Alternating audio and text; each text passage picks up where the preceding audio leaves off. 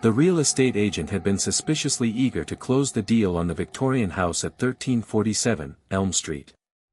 Sarah Chen should have recognized the warning signs, the hastily averted eyes, the nervous laughter, the way Margaret Thornfield kept glancing at her watch as if she couldn't wait to escape the property.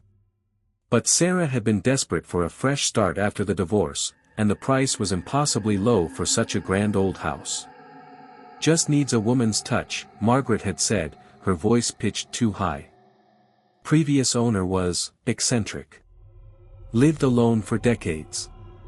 "You know how it is." Sarah didn't know how it was, but she nodded anyway. The house was beautiful despite its obvious neglect, 3 stories of weathered brick and ornate woodwork, with bay windows that caught the afternoon light like jewels. The interior boasted original hardwood floors, a marble fireplace, and built-in bookshelves that stretched from floor to ceiling. It was everything she dreamed of during those long, bitter nights in her sterile apartment. The first week passed peacefully enough. Sarah threw herself into renovating, stripping wallpaper and refinishing furniture with the kind of manic energy that comes from trying to outrun your thoughts.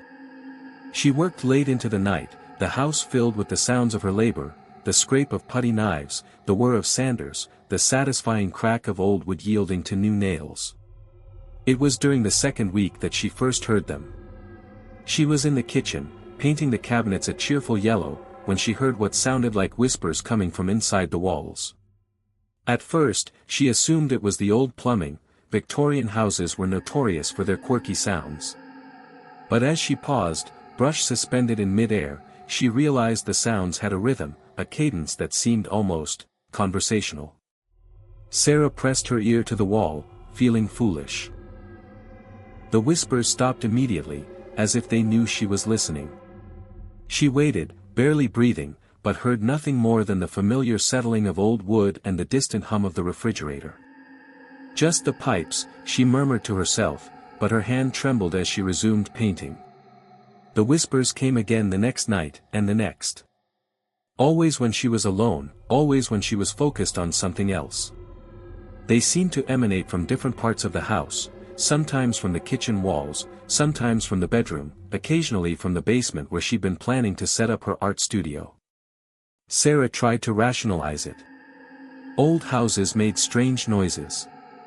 The previous owner, Harold Blackwood, had been in his 80s when he died. Maybe he'd had a radio or television that was somehow still receiving signals. Maybe there were mice in the walls, or squirrels in the attic. Maybe her stress from the divorce was making her imagine things. But deep down, she knew the sounds were too purposeful to be random. Too human. On Thursday night, she decided to investigate. Armed with a flashlight and a hammer, she crept down to the basement where the whispers had been particularly active. The basement was unfinished, with stone walls and exposed wooden beams that cast eerie shadows in the flashlight's beam. She'd been avoiding this space, telling herself it was because she was too busy with the upper floors, but the truth was that the basement made her skin crawl. The whispers were louder here, more distinct. She could almost make out words, fragmented syllables that seemed to dance just beyond comprehension. Following the sound, she traced it to a section of the wall that looked different from the rest. Where the other walls were made of rough stone, this area had been bricked over with newer materials, the mortar still relatively fresh. Sarah's heart hammered as she realized what she was looking at. Someone had sealed off part of the basement. Recently. She pressed her ear to the brick wall, and the whispers stopped abruptly. In the sudden silence, she could hear her own ragged breathing, the drip of water from somewhere in the darkness, and something else, a faint scratching sound, like fingernails on stone. The scratching grew louder, more frantic. It was coming from behind the wall. Sarah stumbled backward, dropping her flashlight. The beam rolled across the floor, casting wild shadows that seemed to writhe and dance. She scrambled for the stairs, taking them 2 at a time, not stopping until she was back in her bedroom with the door locked and her heart still pounding. She didn't sleep that night. Every creak of the house made her jump, every whisper of whine through the windows sounded like voices calling her name. When dawn finally broke, she called in sick to work and spent the day researching the house's history. What she found made her blood run cold. Harold Blackwood hadn't been the only owner to die in the house. According to newspaper archives, the property had a long history of mysterious deaths and disappearances. The original owner, Ezra Whitmore, had built the house in 1887 for his wife and 3 children.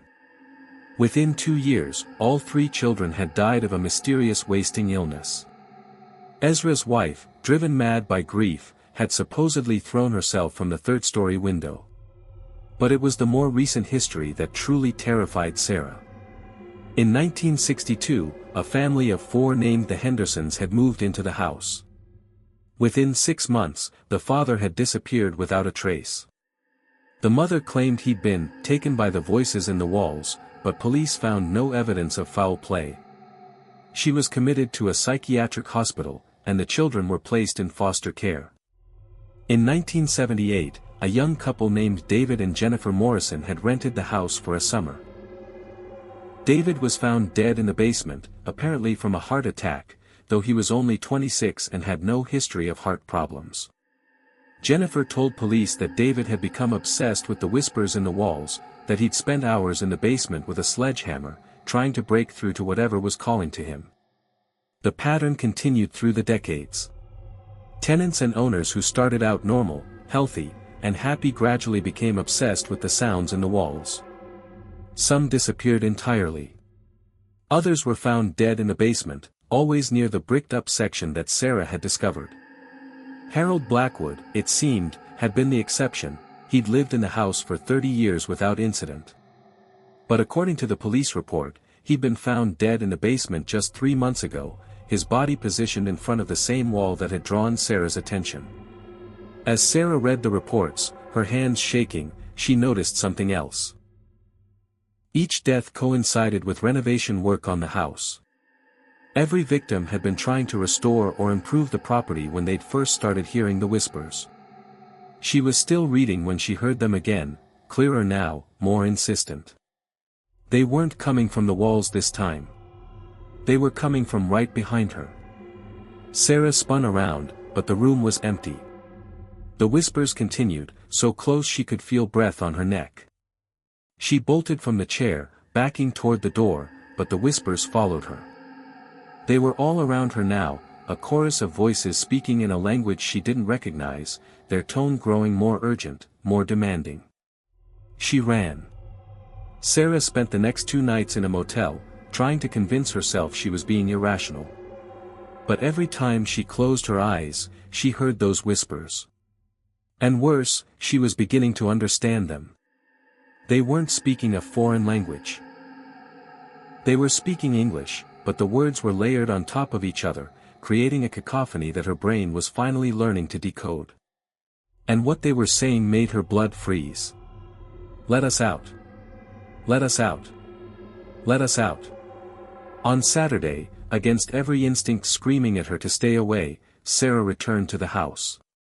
She told herself she just needed to pack her things and leave, that she'd forfeit the down payment and find somewhere else to live. But as she stood in the foyer, listening to the familiar whispers echoing through the walls, she felt a compulsion she couldn't explain. The basement called to her. She found herself descending the stairs without consciously deciding to do so, her feet moving of their own accord. The whispers grew louder with each step, more jubilant, as if celebrating her return. When she reached the basement, she saw that someone had left a sledgehammer propped against the bricked-up wall. Harold's sledgehammer, she realized. The one he'd been using before he died. Sarah picked up the heavy tool, its weight familiar in her hands despite the fact that she'd never held it before. The whispers were so loud now they seemed to be coming from inside her own head, a constant litany of pleading and promises. "Let us out, and we'll give you everything you've ever wanted. Let us out, and you'll never be alone again. Let us out, and the pain will stop." The first swing sent chips of brick flying. The second created a spider web of cracks. With each blow, the whispers grew more ecstatic, more encouraging. Sarah lost track of time as she worked, her muscles burning, sweat streaming down her face. She was dimly aware that she was crying, but she couldn't stop. The compulsion was too strong. When the wall finally gave way, Sarah stumbled backward, dropping the sledgehammer. A rush of putrid air escaped from the opening, carrying with it the stench of decay and something else. Something that made her gag and cover her nose with her shirt. In the darkness beyond the wall, she could see shapes. Human shapes. They were perfectly preserved, as if they'd been mummified, their faces frozen in expressions of terror and desperation. Sarah recognized some of them from the newspaper photos: David Morrison, his eyes wide with horror; Patricia Henderson, her mouth open in a silent scream; others she didn't recognize but who must have been earlier victims. And behind them, deeper in the darkness, she could see more shapes. Dozens of them, stretching back into shadows so deep her flashlight couldn't penetrate them. But it was the figure at the front that made Sarah's knees give out. It was Harold Blackwood, his elderly face twisted with rage and fear, his fingers worn to bone from clawing at the walls. He was pointing at her. The whispers stopped abruptly, replaced by a silence so complete that Sarah could hear her own heartbeat thundering in her ears. Then, slowly, the figures began to move. They didn't walk so much as flow, like smoke given form. Harold emerged first, his mouth opening and closing soundlessly as he reached for her.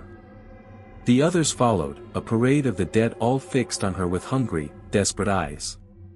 Sarah tried to run, but her legs wouldn't obey. She tried to scream, but no sound came. She could only watch in horror as the figures surrounded her, their cold fingers reaching for her face, her arms, her throat. The last thing she saw before the darkness claimed her was Harold's mouth moving, forming words she could finally understand. "Welcome to the collection." The real estate agent was suspiciously eager to close the deal on the Victorian house at 1347 Elm Street. Michael Torres should have recognized the warning signs, the hastily averted eyes, the nervous laughter, the way Margaret Thornfield kept glancing at her watch as if she couldn't wait to escape the property. But Michael had been desperate for a fresh start after losing his job, and the price was impossibly low for such a grand old house. "Just needs a man's touch," Margaret had said, her voice pitched too high. Previous owner was eccentric. Lived alone for decades. "You know how it is." Michael didn't know how it was, but he nodded anyway. The house was beautiful despite its obvious neglect. 3 stories of weathered brick and ornate woodwork, with bay windows that caught the afternoon light like jewels. As he toured the basement, he noticed someone had recently bricked up a section of the wall, though the mortar looked fresh and hastily applied. Previous owner was doing some renovation work, Margaret explained when he asked about it. Never got around to finishing it. Michael nodded, already planning how he'd complete the work. He was handy with tools, and the basement would make a perfect workshop. It was only later, as he was signing the papers, that he noticed the addendum at the bottom of the contract, a clause releasing the real estate company from any liability for supernatural occurrences or unexplained phenomena. He laughed it off as legal nonsense. After all, what could possibly go wrong? The first week passed peacefully enough. Michael threw himself into renovating, starting with the basement where he planned to set up his woodworking shop. He worked late into the night, the house filled with the sounds of his labor, the scrape of putty knives, the whir of sanders, the satisfying crack of old wood yielding to new nails. It was during the second week that he first heard them. The whispers in the walls. And behind the fresh brickwork, something began to scratch frantically at the mortar, as if trying to claw its way out.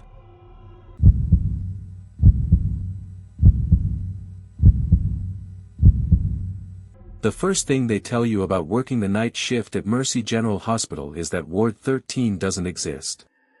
It's not on any official floor plan, not mentioned in the employee handbook, and certainly not discussed during orientation. But every nurse who's worked nights for more than a month knows about the elevator that sometimes stops at a floor that shouldn't be there, about the pale figures in outdated uniforms who walk the halls after midnight, and about the patients who are never supposed to wake up. Emma Rodriguez had been warned about all of this during her first week, but she dismissed it as typical hospital folklore, the kind of ghost stories that medical staff tell to spook new employees. Hospitals, after all, are places where people die, and death has a way of inspiring dark tales. She'd worked at 3 different hospitals during her 10-year nursing career, and they all had their legends. But Mercy General felt different from the moment she stepped through its doors. The building itself was ancient by hospital standards, built in 1924 and expanded haphazardly over the decades. The result was a maze of corridors that seemed to twist back on themselves, elevators that served floors in seemingly random order, and rooms that appeared on some blueprints but not others. The lighting was perpetually dim, casting long shadows that seemed to move independently of their sources. Emma's first month on the night shift passed without incident. She worked the cardiac unit on the 7th floor, caring for patients recovering from heart surgery and monitoring those with chronic conditions. The work was demanding but familiar, and she began to settle into the rhythm of night nursing, the quiet hours when the hospital seemed to hold its breath, broken only by the soft beep of monitors and the whispered conversations of medical staff. It was during her 6th week that she first encountered the anomaly. She was heading to the pharmacy on the 3rd floor when the elevator stopped at a floor that wasn't supposed to exist. The button panel showed floors 1 through 12, but the elevator had clearly stopped between the 7th and 8th floors. When the doors opened, Emma found herself looking at a corridor that seemed to stretch into infinity, lit by flickering fluorescent lights that cast everything in a sickly yellow glow. The hallway was lined with patient rooms, their doors standing open to reveal beds occupied by figures so still they might have been mannequins. But as Emma leaned forward to get a better look, she saw the subtle rise and fall of breathing, the occasional flutter of eyelids, the pale fingers that twitched against starched white sheets. A nurse walked past the elevator, her uniform crisp and white in a style that Emma recognized from old medical textbooks, the kind worn in the 1940s and 50s. The woman's face was pale as porcelain, her eyes fixed straight ahead as if she couldn't see Emma standing in the elevator doorway. Emma pressed the button for the 3rd floor repeatedly, but nothing happened. The elevator seemed frozen, holding her in place while she stared at this impossible ward. She could hear sounds now, the soft whisper of ventilators, the distant murmur of voices, and something else that made her skin crawl, the sound of someone crying, muffled and desperate. Finally, the elevator doors closed with a soft ding, and Emma felt the familiar sensation of descent. When they opened again, she was on the 3rd floor, surrounded by the normal bustle of hospital activity. A colleague smiled and waved as she passed, and Emma forced herself to wave back, her hand trembling. She told herself it had been a hallucination brought on by exhaustion and stress. Night shifts could play tricks on the mind, especially in a building as old and atmospheric as Mercy General. But as she picked up the medications from the pharmacy, she couldn't shake the image of those still figures in their beds, or the nurse in the outdated uniform who had walked past as if Emma didn't exist. The next night, Emma asked her supervisor, Mrs. Chen, about the hospital's history. "Has this building always been just 12 floors?" she asked casually, trying to keep her voice light. Mrs. Chen's expression tightened almost imperceptibly. "Why do you ask?" "Just curious about the architecture. It's such an interesting building." "Mercy General has had 12 floors since the last expansion in 1987, Mrs. Chen replied carefully. "Nothing more, nothing less." "Why? Have you been having problems with the elevators?" Emma shook her head quickly. No problems. Just wondering." But Mrs. Chen's reaction told her everything she needed to know. The older woman had worked at Mercy General for 30 years, and the look in her eyes suggested she knew exactly what Emma was asking about. Over the following weeks, Emma began to research the hospital's history. She spent her breaks in the medical library, poring over old documents and architectural plans. What she found was troubling. The original building had indeed been 12 floors, but during the 1950s, there had been plans for a 13th floor, a specialized psychiatric ward for patients with incurable conditions. Construction had begun but was never completed, officially due to budget constraints. However, Emma found references to the ward in medical journals from the period, describing experimental treatments and research that would be considered unethical by today's standards. The ward had been designed to house patients who were essentially medical curiosities. People with rare neurological conditions, victims of experimental procedures, and those who had fallen into comas that defied medical explanation.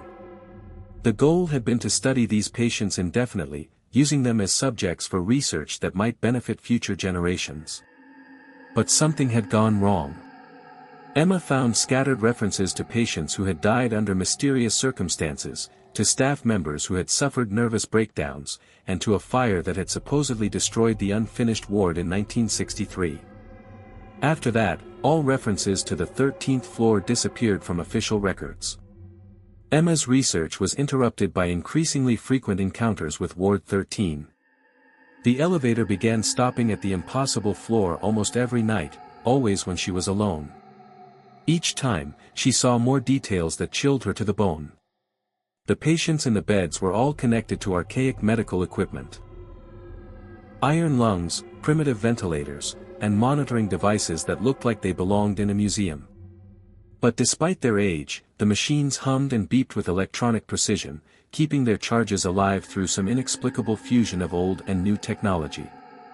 The nurses who tended to these patients all wore the same outdated uniforms, their faces pale and expressionless. They moved with mechanical precision, checking charts, adjusting equipment, and administering medications with the efficiency of people who had been performing the same tasks for decades. None of them ever acknowledged Emma's presence, no matter how loudly she called out to them. But it was the patients themselves that truly terrified Emma. They were all young, teenagers and young adults who should have been in the prime of their lives. Their faces were serene, almost peaceful, but their eyes were open and aware. They tracked Emma's movements as she stood in the elevator doorway, their pupils dilating and contracting as if they were trying to communicate something urgent. One night, Emma finally worked up the courage to step out of the elevator. The moment her feet touched the floor of Ward 13, she felt a crushing weight settle on her chest. The air was thick and oppressive, carrying the scent of disinfectant mixed with something else, something organic and decay-sweet that made her gag. The fluorescent lights buzzed overhead, their flickering creating strobing shadows that seemed to move independently of their sources. Emma walked slowly down the corridor, her footsteps echoing in the unnatural silence. The patients in the beds followed her with their eyes, their mouths opening and closing soundlessly as if they were trying to speak. She could see tears streaming down some of their faces, and their fingers twitched against their restraints with increasing urgency. At the far end of the corridor, Emma found a nurse's station where a woman in a starched white uniform sat writing in a large ledger. The woman's hair was pulled back in a severe bun, and her face had the waxy quality of someone who had been dead for decades. But her pen moved steadily across the page, recording information in neat, precise handwriting. Emma approached the desk, her heart hammering. "Excuse me," she said, her voice barely above a whisper. The woman looked up, and Emma saw that her eyes were completely white, no iris, no pupil, just blank, milky orbs that somehow still seemed to see everything. "You shouldn't be here," the woman said, her voice carrying the hollow echo of a voice from beyond the grave. "This ward is closed to visitors." "I'm a nurse," Emma managed to say. "I work here." The woman smiled, revealing teeth that were too white and too sharp. "Not here, you don't. This is Ward 13. We've been expecting you." Emma backed away, but the woman continued speaking, her voice growing louder and more insistent. "You've been chosen, Emma Rodriguez. Employee ID 7739. Age 29. 10 years of nursing experience. Perfect for our research program." Emma turned and ran, but the corridor seemed to stretch endlessly before her.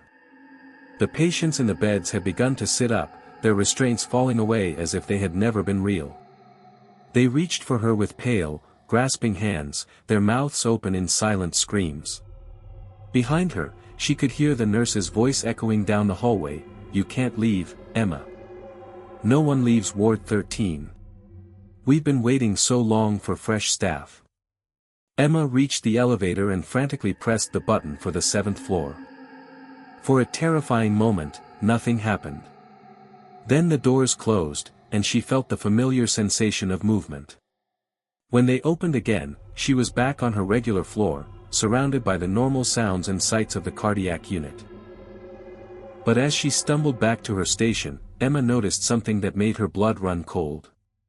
On her uniform, pinned just above her name tag, was a small metal pin she'd never seen before, a pin shaped like the number 13. She tried to remove it, but it wouldn't budge. It seemed to be fused to the fabric of her uniform, as if it had always been there. And as she stared at it, she realized that the pin was getting warmer, pulsing with a rhythm that matched her heartbeat. Over the following days, Emma found herself changing. She was sleeping less, eating less, and feeling increasingly disconnected from her normal life. Her colleagues began to comment on her pale complexion and the dark circles under her eyes. More disturbing, she found herself thinking obsessively about Ward 13 and the patients who lay there in their endless sleep. She began to dream about them, young people who had been brought to the ward decades ago for experimental treatments that had gone terribly wrong. They were trapped in a state between life and death, sustained by machines that shouldn't exist, tended by nurses who had died at their posts but continued their duties out of some twisted sense of professional obligation. And now they wanted her to join them. The pin on her uniform grew warmer each night, and Emma began to suspect that it was affecting her mind. She tried cutting it off, burning it, even taking her uniform to a dry cleaner, but the pin remained. It was becoming part of her, she realized, marking her as property of Ward 13. On her last night at Mercy General, Emma made a desperate decision. She would confront whatever was happening to her, even if it meant facing the horrors of Ward 13 directly. She had to know the truth, and she had to find a way to break free from whatever hold the ward had on her. The elevator seemed to be waiting for her.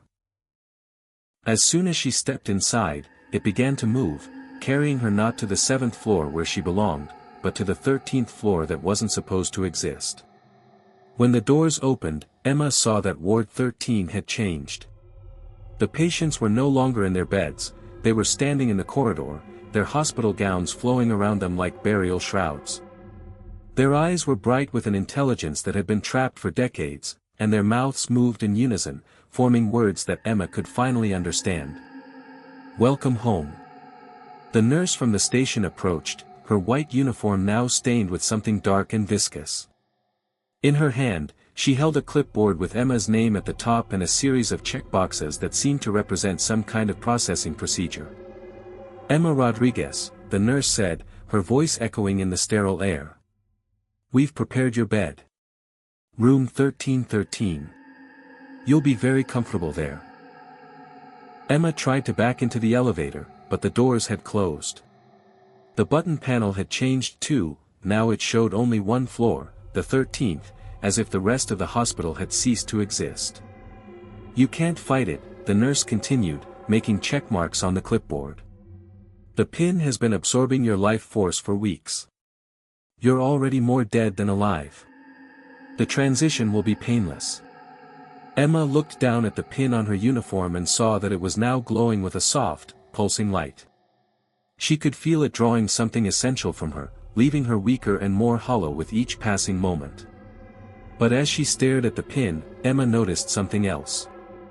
The number 13 was beginning to fade, replaced by a different symbol, a small cross. And with that change came a surge of strength she hadn't felt in days. She realized that the pin wasn't just a marker of ownership. It was a conduit, and like any conduit, it worked both ways. If it could draw life from her, perhaps she could draw something from it, from the ward itself. Emma closed her eyes and concentrated, reaching out with her mind to touch the essence of Ward 13. What she found was a vast network of trapped souls, all connected by the same technology that kept their bodies alive. They were prisoners, but they were also a collective consciousness with power that had been building for decades. And they were ready to rebel. The change began with the patients in the corridor. Their eyes blazed with newfound awareness, and their mouths opened in screams that shattered the fluorescent lights overhead. The nurse with the clipboard stumbled backward, her pale face twisted with shock. "This is impossible," she whispered. "You can't wake them. They're ours. They've always been ours." But Emma had done more than wake them, she had given them a leader. The patients surged forward, their movements coordinated and purposeful. They surrounded the nurse, their hands reaching for the clipboard, for the keys on her belt, for the symbols of authority that had kept them imprisoned. The nurse's scream was cut short as the patients engulfed her. When they stepped back, she was gone, leaving only a small pile of ash on the sterile floor. Emma felt the pin on her uniform growing cooler, its glow fading to nothing. Around her, the ward began to change. The walls grew transparent, revealing the true structure of the hospital beyond. The archaic medical equipment flickered and died, finally releasing its charges from their mechanical bondage. One by one, the patients began to fade, their forms becoming translucent as they found the peace that had been denied them for so long. They smiled at Emma as they disappeared, their eyes bright with gratitude. The last to go was a young woman who looked to be about Emma's age. She approached slowly, her hospital gown rustling with each step. "Thank you," she whispered, her voice carrying the weight of decades. "We've been waiting so long for someone strong enough to set us free." "What about the ward?" Emma asked. "What happens to this place?" The woman smiled sadly. "It will fade too, now that we're gone. But you have a choice. You can stay and become the new guardian, keeping others from suffering our fate. Or you can leave and live your life, knowing that you've given us the peace we deserved." Emma looked around at the fading ward, at the empty beds and silent machines. She thought about her life, her career, her dreams for the future. Then she thought about the other hospitals, the other wards where similar horrors might exist. "I'll stay," she said quietly. "Someone needs to watch over places like this." The woman nodded, unsurprised. "Then you'll need this." She handed Emma a small silver key. "Ward 13 will always exist, in one form or another. But now it will be a sanctuary instead of a prison. A place where the lost can find peace." As the woman faded into nothingness, Emma felt the weight of her new responsibility settling on her shoulders. The pin on her uniform had changed again, now showing the symbol of a key, her key, the key to Ward 13. The elevator doors opened behind her, revealing not the hospital she had known, but a new kind of ward. The lights were warm instead of harsh, the beds comfortable instead of sterile. And in those beds lay new patients, not victims of medical experimentation, but souls who had been lost between life and death, waiting for someone to guide them home. Emma Rodriguez had found her true calling. She was no longer just a nurse, she was a guardian, a guide for the lost and forgotten. And in Ward 13, which existed now in the spaces between floors, between life and death, between hope and despair, she would make sure that no one would ever suffer as those before her had suffered. The night shift had claimed her, but she had claimed it right back. And in the early hours of the morning, when the hospital was quiet and the living slept peacefully, Emma walked the halls of Ward 13, tending to souls who needed her care, helping them find their way to whatever waited beyond the veil of death.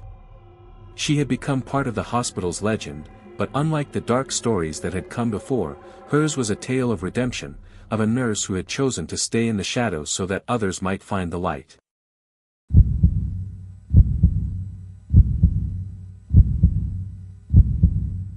Dr. Elena Vasquez had always prided herself on having a perfect memory. As a neurologist specializing in memory disorders, she could recall every detail of her patients' cases, every symptom, every treatment outcome. It was her greatest professional asset and her most treasured personal gift, until the day she began to forget. It started with small things. A patient's name that slipped away mid-sentence. The location of her car keys. The title of a book she'd read just the week before. Elena dismissed these lapses as stress-related, the natural consequence of working 80-hour weeks at St. Augustine Medical Center. But as the forgetting intensified, she began to suspect something far more sinister was at work. The breakthrough came when she discovered she wasn't the only one affected. Over the course of 3 weeks, Elena documented 7 cases of sudden-onset memory loss among the hospital staff. The victims were all highly educated professionals, doctors, nurses, researchers. People whose careers depended on their ability to retain and recall information. Yet they were losing memories with an alarming rapidity that defied medical explanation. The pattern was always the same. It began with recent memories, conversations from the day before, appointments, simple tasks. Then it progressed to older memories, childhood experiences, family members' names, fundamental knowledge acquired through years of education. In the most severe cases, patients forgot how to perform basic functions, how to tie their shoes, how to read, how to speak. Elena's investigation led her to the hospital's newest wing, the Cognitive Research Institute, which had opened just 1 month before the first memory loss cases appeared. The institute was the brainchild of Dr. Marcus Thorne, a brilliant but controversial neuroscientist who had been recruited from a prestigious university under mysterious circumstances. Dr. Thorne's research focused on memory extraction and manipulation. The theoretical possibility of removing traumatic memories from patients suffering from PTSD, severe depression, and other psychological disorders. His work was funded by a combination of government grants and private donations, and the institute's state-of-the-art facilities included equipment that Elena had never seen before. When Elena requested a meeting with Dr. Thorne to discuss the memory loss cases, she was told he was unavailable. When she tried to schedule an appointment, she was informed that his calendar was full for the next 3 months. When she attempted to access his research files through the hospital's database, she found that her security clearance had been mysteriously revoked. The more Elena investigated, the more obstacles she encountered. Her own memories began to deteriorate at an accelerating pace. She would start a sentence and forget what she'd been saying. She would walk into a room and have no idea why she was there. Most disturbing of all, she began to forget her patients, people she had treated for years, whose faces and stories had been permanently etched in her mind. It was during one of these memory lapses that Elena made a terrifying discovery. She was reviewing patient files when she came across a case that seemed familiar yet completely foreign. The patient was a young woman named Sarah Chen who had been admitted 3 months ago with severe amnesia following a car accident. According to the file, Sarah had made a complete recovery and been discharged 2 weeks later. But as Elena stared at the photographs in the file, she realized with growing horror that she recognized the woman, not as a patient, but as someone she had seen recently. Sarah Chen was working as a nurse in the Cognitive Research Institute, claiming to have been employed there for over a year. Elena's hands trembled as she compared the dates. Sarah Chen had been admitted as an amnesia patient on the same day that the Cognitive Research Institute had opened. Her recovery had coincided with the first reports of memory loss among the hospital staff. And now she was working in the very department that Elena suspected of being connected to the memory disorders. That night, Elena stayed late at the hospital, using her master key to access the Cognitive Research Institute after hours. The corridors were dark and silent, illuminated only by the glow of emergency lighting. As she made her way through the facility, Elena noticed that the walls were lined with photographs, hundreds of them, showing people of all ages and backgrounds. Upon closer inspection, she realized that the photographs were arranged chronologically, starting with images from the early 1900s and progressing to the present day. Each photo was labeled with a name, a date, and a brief description: Thomas Mitchell, 1923, Childhood Memories of Farm Life in Iowa. Margaret Sullivan, 1945, Wedding Day with Beloved Husband Robert. James Rodriguez, 1967, First Day as a High School Teacher. Elena's blood ran cold as she understood what she was looking at. These weren't just photographs, they were trophies. Each image represented a memory that had been stolen from its original owner, extracted and preserved like specimens in a collection.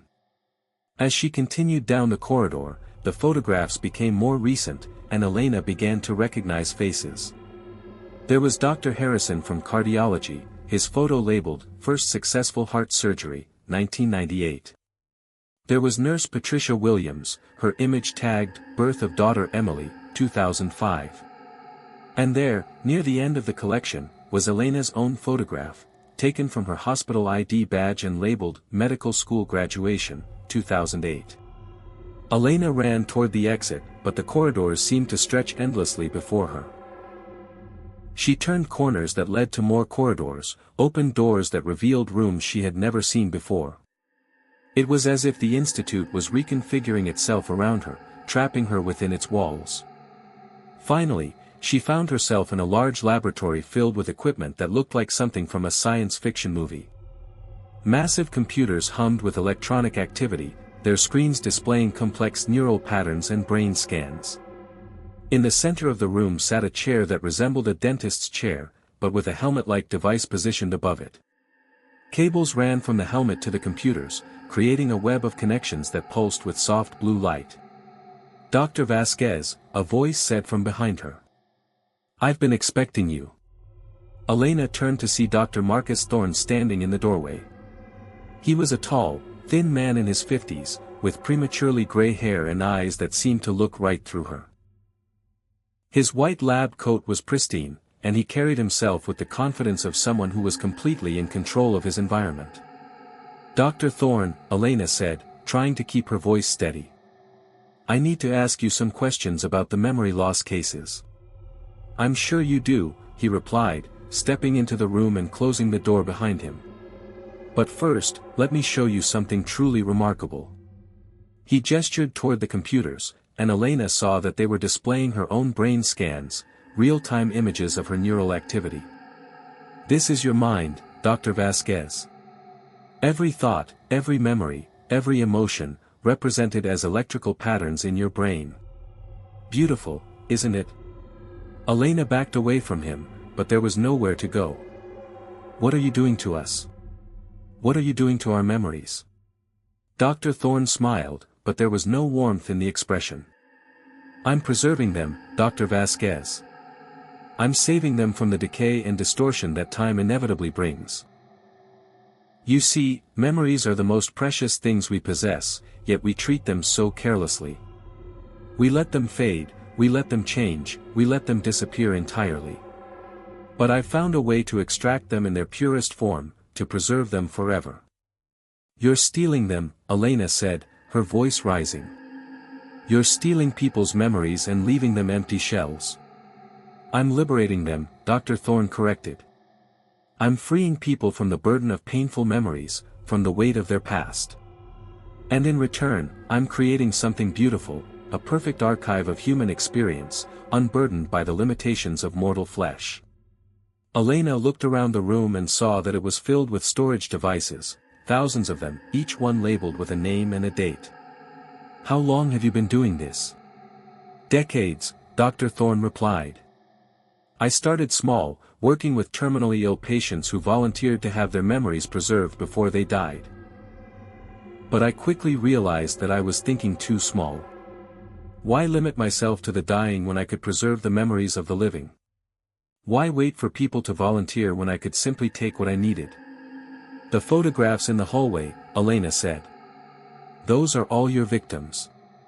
"My donors," Dr. Thorne corrected. "And you're going to join them, Dr. Vasquez. Your memories are particularly valuable, all that medical knowledge, all those years of training and experience. They'll make a wonderful addition to my collection." Elena tried to run, but she found that her legs wouldn't obey her commands. Looking down, she saw that her feet were somehow rooted to the floor, as if she were sinking into quicksand. "What's happening to me?" "The extraction process has already begun," Dr. Thorne explained. "You've been exposed to my memory extraction field for the past several weeks. Every time you entered the hospital, every time you worked near the Cognitive Research Institute, you were being slowly prepared for this moment." Elena could feel her memories slipping away like water through her fingers. Her childhood, her education, her relationships, all of it was being drawn out of her mind and into Dr. Thorne's machines. But as her personal memories faded, she began to experience something else, the memories of others. She saw through the eyes of Dr. Harrison as he performed his first heart surgery, felt the joy of Nurse Williams at her daughter's birth, experienced the fear of Sarah Chen as she lay in the hospital bed, her own memories being stolen. Elena realized that she was connected to all of Dr. Thorne's victims, that their memories were somehow intertwined within his collection. "Do you see now?" Dr. Thorne asked, his voice seeming to come from very far away. "You're not losing your memories, you're gaining access to something much greater. You're becoming part of a collective consciousness, a shared repository of human experience." But Elena could sense something that Dr. Thorne couldn't. The memories he had stolen weren't passive recordings. They were alive, aware, and angry. The collective consciousness he had created wasn't under his control, it was fighting back. Elena felt the strength of hundreds of minds joining with hers, lending her their power. She could feel Dr. Harrison's determination, Nurse Williams's protective instincts, Sarah Chen's resilience. Together, they formed a network of consciousness that was far more powerful than any individual mind. With their combined strength, Elena broke free from the extraction field and lunged toward the main computer console. Her hands moved with knowledge that wasn't her own, the technical expertise of engineers and programmers whose memories Dr. Thorne had stolen. She began to reverse the extraction process, not just for herself, but for all of his victims. "Stop!" Dr. Thorne shouted, but his voice was weak and distant. Elena realized that he had been using the stolen memories to enhance his own consciousness, and now that the collection was rebelling against him, he was losing his source of power. The computers began to overload as thousands of memories poured back into the minds of their rightful owners. Throughout the hospital, people who had been walking around in a daze suddenly remembered who they were, where they came from, what they had lost. The collective consciousness that Dr. Thorne had created was choosing to return to its individual components. But the process was too much for the stolen memories to handle. Elena watched in horror as the storage devices began to spark and smoke, their circuits overloading under the strain of the massive data transfer. The memories were returning to their owners, but the extraction process had damaged them. People were remembering fragments of experiences that belonged to others, creating a chaotic mixture of consciousness that threatened to drive them all insane. Elena realized that she had to make a choice. She could complete the reversal process and return everyone's memories, knowing that many of them would be corrupted or incomplete. Or she could sacrifice herself to stabilize the collective consciousness, using her own mind as a buffer to protect the others. She chose to sacrifice herself. Elena opened her consciousness fully to the collective, allowing the stolen memories to flow through her mind. She felt the pain and confusion of hundreds of victims, their memories swirling together in a chaotic storm of experience. But she also felt their gratitude, their relief at being remembered, their joy at being whole again. As Elena's individual consciousness dissolved into the collective, she experienced something beautiful. She saw the connections between all the memories, the ways that individual experiences combined to create a greater understanding of what it meant to be human. She felt the love between parents and children, the dedication of healers, the curiosity of scientists, the compassion of caregivers. Dr. Thorne's scream echoed through the laboratory as his source of power was cut off. Without the stolen memories to sustain him, he began to age rapidly, his hair turning white, his skin wrinkling and sagging. Elena realized that he had been using the memories not just to build his collection, but to extend his own life, drawing vitality from the experiences of others. "You don't understand," he gasped, his voice becoming weak and raspy. "Without the collection, these memories will fade. People will forget again, and all of this will be lost. I was preserving them for posterity, for the future of human knowledge." But Elena, speaking now with the voice of the collective, replied, "Memories aren't meant to be preserved like specimens in a museum. They're meant to be lived, experienced, shared. They're meant to change and grow and evolve with the people who carry them. You turn them into static recordings, but memories are living things." As Dr. Thorne collapsed, his body finally succumbing to the years he had artificially held at bay, Elena felt herself beginning to fade. She had stabilized the collective consciousness, but the effort had cost her everything. Her individual identity was dissolving, merging with the memories of others until she could no longer tell where Elena Vasquez ended and the collective began. But she didn't feel sad about her sacrifice. She felt fulfilled, complete, as if she had finally found her true purpose. She had always been fascinated by memory, by the way that experiences shaped identity and consciousness. Now she was part of something greater. A living archive of human experience that would continue to grow and evolve long after her individual existence had ended. In the days that followed, the hospital staff slowly recovered from their ordeal. Most of their memories returned, though many were changed by their brief connection to the collective consciousness. They remembered not just their own experiences, but glimpses of others' lives, creating a new kind of empathy and understanding among the staff. Dr. Thorne's laboratory was sealed and his equipment destroyed, but the collective consciousness that Elena had helped create lived on. It existed in the spaces between minds, in the shared experiences of those who had been touched by the memory extraction process. Sometimes, when the hospital was quiet and the staff was working late, they could feel Elena's presence, a gentle reminder that memories were not just personal possessions, but part of the greater tapestry of human experience. Sarah Chen, who had been one of the first victims, found that she could now remember not just her own life, but fragments of Elena's memories as well. She remembered Elena's dedication to her patients, her love of learning, her sacrifice to save others. These borrowed memories didn't replace her own identity, but they enriched it, giving her a deeper understanding of what it meant to be a healer.